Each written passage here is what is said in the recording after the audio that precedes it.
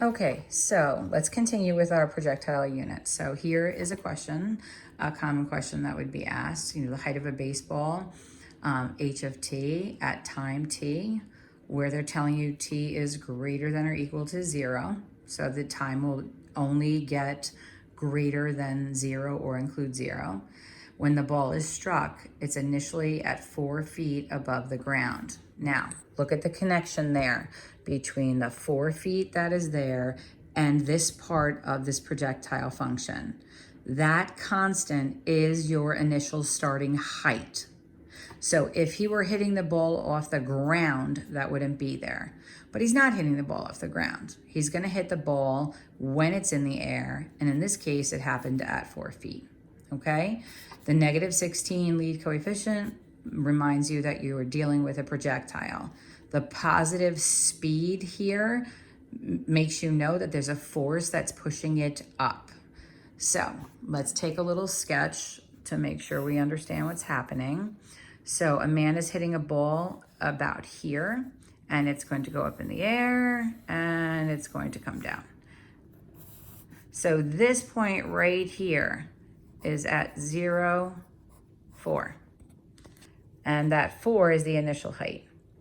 Now, we're going to go find out some information about it. Now, nicely, they wrote this for you. What's going to start happening is they're going to tell you the speed and the height, and you're going to write the function.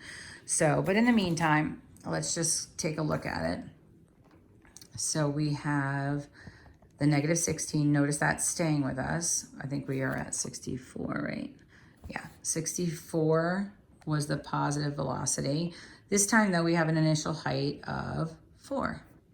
So let's go back. We may have to change our window again, depending. I really don't have to change that if I don't want to. So you don't have to spend a lot of time making it perfect. I mean, if you see everything you need to see, it's fine. So I'm not going to adjust this window because it would be a lost time. If I had to graph it, I might go in a little bit closer to get more details, but right now this should be enough. So second function calc, I'm going to go and find that maximum value. So I want to be at the 4. And let's make sure we are up in the positives. So here's my cursor. I'm going to the left of what appears to be the turning point, going to the right of what appears to be the turning point, and I'm going to press enter. And what am I getting here? So the turning point on this, or the stopping point in the air, is 268. And I made that note right there. Okay? Which, let's think about the information. When no time has passed, the ball got struck at 4 feet above the ground. 2 seconds after the ball was struck, it hit a height of 68 feet. Now it's starting to descend. That's why they call it a turning point, because it's turning from an increasing function, then it stops, and then it turns to a decreasing function. And this point right here is where it's going to hit the ground. So if they ask you questions like, at what point will the ball or whatever object it is hit the ground, they're looking for that 0. If they ask you how long it was in the air for, that's the same question. It's in the air until it hits the ground. So we're going to go back here, and we're going to go into calc, and we're going to go find that 0. And remember, again, these digit pieces are blocking our vision. So you can't really see where your cursor is here. So pay attention there. And look and see as you get closer. So I'm in the positives. I'm going to press enter. I'll move to the right till I see it negative. See how it's negative right there now. I press enter again. And what I have now is I have 4.061552.8. Now this right here is scientific notation. That's 0, okay, in that case. And we'll discuss that more closely. But when you put the command in for zeroing and you see something like that, that is really saying that it's 1 times 10 to the negative 11th, which is significantly smaller than 0. It's kind of like that little pixel, little break there when you see like 3.000000001, and you know it's 3. Okay, we can also go into our table and look a little closely. If you want to, you can always look in there. We wouldn't take advantage of looking at those negatives, but you can see that between 4, right here, right after 4, right here, it's going to hit the ground between 4 and 5, not much past 4, because look how low it goes into the negatives after that. All right, so now what we need to do is just answer these questions. So here we go. After how many seconds is the ball at maximum height? The X is time in seconds, so you would answer 2.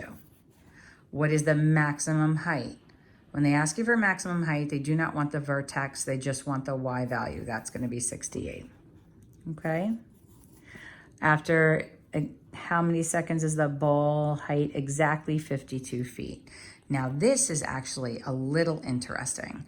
So 52 feet is going to happen in a couple of places. Somewhere over here is going to be 52 feet, and somewhere over here is going to be 52 feet. So what does that mean about our approach on this? We want the height to be 52, right? So what are we saying? We say we have h of t is equal to negative 16t squared plus 64t plus 4. And what they want now is they want us to replace this information with exactly 52 feet. So now you are looking for something specific. So you are going to make use of your solving for quadratics. We're going to set equal to 0, and we're going to solve it. Now you have many methods to use. You can use quadratic formula, you can use completing the square, you can factor it if you think factoring will be a clean work. I would steer away from square rooting unless you have a free fall object where you wouldn't have that second term. So, and then here we're going to have negative 48. So it looks to me like this is possibly factorable. So let's take a minute and look at that. So what if I pulled out negative 16? Let's see if that helps me out here. Let's see. Okay, so when I look at and I factor this out, I see that 64 divided by 16 is 4. So I'm going to come here and I'm going to have 4t. And in this case here now, I have, excuse me one second, I forgot something. And then here I'm going to have, what did I say, 16, that'll be a 3. Now, what happens to the signs here? Because I factored out a negative 16, this becomes negative and this becomes positive. So now I'm going to continue to factor this to find out those two values of x, or t in this case, that will give me that height. So this is going to be t minus 3. This will be t minus 1. Constants have no bearing on your roots. Set each one of your products, because of the zero product property, set it equal,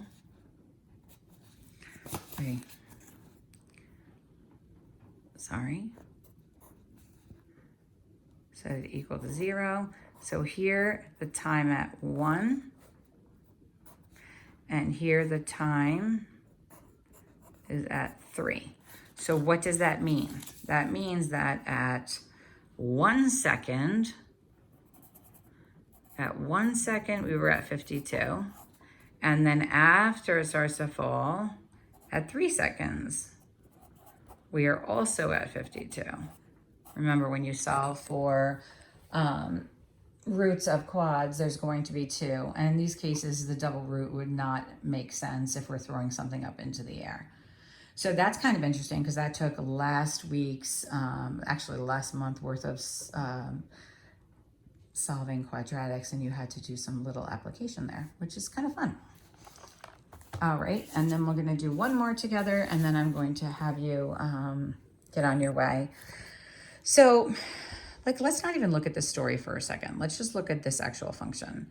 What's missing here is the second term. So this object, whatever it is, I haven't even looked at it yet, was a drop or a free fall because the middle term isn't there. The initial height is 40, and it was dropped. In this one here, it was thrown up. Try to keep in mind this idea that right here, this vector, this velocity, if this velocity is 0, it's a free fall. It doesn't exist, okay? If this guy is in here, it's being hit off the ground. This lead coefficient must be there to show you projectile, unless you're into meters, which you'll see that be a little bit different. All right, so let's look at the situation. I expect that we're going to hear the words either free fall or drop. So let's see. As a science experiment, the students tried to package raw eggs so they could be dropped from the roof and not break. The height of the function of the time is h of t is equal to negative 16t plus 40. So what is it saying about these kids? I mean, if they're starting at 40, then they're at the top of the roof, then the roof is up at 40. Or they're standing on the roof and the height of where they're dropping it from is a couple of feet more. Either way, the egg is at 40. You don't see any speed. It means it's a drop, and you can see right there they use the word drop. So what do the terms stand for, and why is there no t term? Well, there's no t term there, meaning the second term, because it wasn't thrown up and it wasn't pushed down. So it's a free fall. So the answer to A on this would be it's a free fall or a drop. And then it says choose an appropriate scale and create a graph of the situation. Label the key features of the graph, including the vertex, initial height, and roots, and describe the velocity of the egg. So we would just do a sketch on this. I'm sure you all don't have the graph paper that's necessary. So we're doing quite a bit of sketch work here. So basically what is happening is you have this roof and you have people and they're holding their egg. The height of the egg is at 40 feet and it's going to fall. So it's going to go like this, okay? Now, in the other cases, when something was thrown up high, and this is important, so like really try to watch here. If this kid threw the egg up in the air first and then it landed down, then the maximum is going to be a little bit of time away from that toss up. So there'd be maybe a second or a half a second or a partial second where that thing hits its max and then falls down. But a dropped object is at its max right there. It's not going to go up in the air and then fall down. It's not going to push down. So this is actually going to be its max. So its max is at 40, and then it's going to free fall down. So they're asking you what the terms stand for. The reason that there's no middle term is because there's no velocity on it. It's a free fall. If you were going to have to choose a scale, we'd have to go back into our graphing calculator. So what did I do with my graphing calculator? That's very interesting. Sorry. So when you go into your graphing calculator, you will put in the function, and in this case, I have,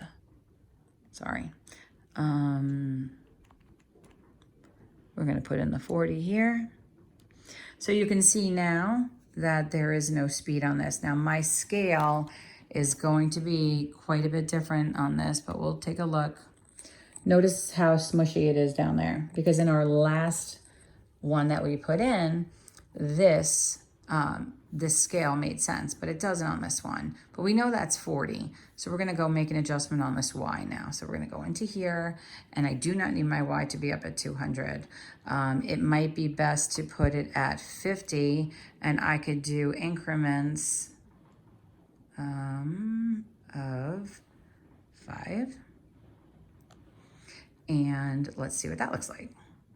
Now that's really enough. I mean, I don't need to make an adjustment, but if you like it to look pretty, you don't need all of these moments. It doesn't take that long for an egg to fall. So we're gonna go here and maybe change this to 5. And we should see it a little bit cleaner. Perfect. And now if they wanna know what the scale would be, I would go from 0 to 50, breaking into whatever delineations you want. If you want to do a box, every box is 2, or whatever you choose there. Let's go find out how long the egg is in the air for. So we're going to go to second function, graph. Sorry, second function calc. And we're going to go to the 0. And again, with the written work down there at the bottom, you know, right here is where you have to pay attention to. So right now I'm in the negatives. So I'm going to go left until I get into the positives. So now I'm in the positives. I'm going to press enter. Then I'm going to go to the right. So I see that I'm in the negatives, and I'll press enter again. And then one more time. And this is the amount of time. Now you would write the entire calculator display and round on these. You know, sometimes they come out to perfect seconds, but sometimes they do not. So 1.5811388. And in these cases, what will happen is they'll ask you to round to the nearest 10th of a second. So maybe it depends on what they ask for. It'll be 1.6 seconds in the air. Okay. All right, so I think I've given you as much background as I can on this. I think it's a matter of you guys just sort of playing with it and enjoying it. I really would think it would be a good idea for you guys to work together. If you could FaceTime one friend and work on it with them, it would be great. I'll send you some attachments as well. I will be answering questions tomorrow on this, so I can hopefully advise in that manner. Have fun with this, guys, and you can always look up in Algebra 1, make sure whenever you want to watch any other videos that you put in the topic name. So it would be projectile theorem of parabola, do feet per second, and make sure you write Algebra 1 because these themes, they thread all the way through the deepest levels of math, and you certainly don't want to be looking at things that are highly confusing. You may not see it look exactly like this. You might see a subscript here of 0 and here of 0, and that just means that it's initial height. I simplified the idea for you. So if you do go on videos and you see those little subscripts, it doesn't change the concept that this coefficient shows you that it's a projectile, that this coefficient on that second term is telling you the speed. If it's positive, it's being thrown up. If it's negative, it's being tossed down with some pressure going down. If it's 0, it wouldn't be there at all, and that means it's a drop or a free fall. Okay, have some fun with it. Try each problem. Please don't assume that if you do one, you can't do the others. Some are a little more challenging than others. And then just touch base with me, okay, and let me know how you did. All right, enjoy. Bye.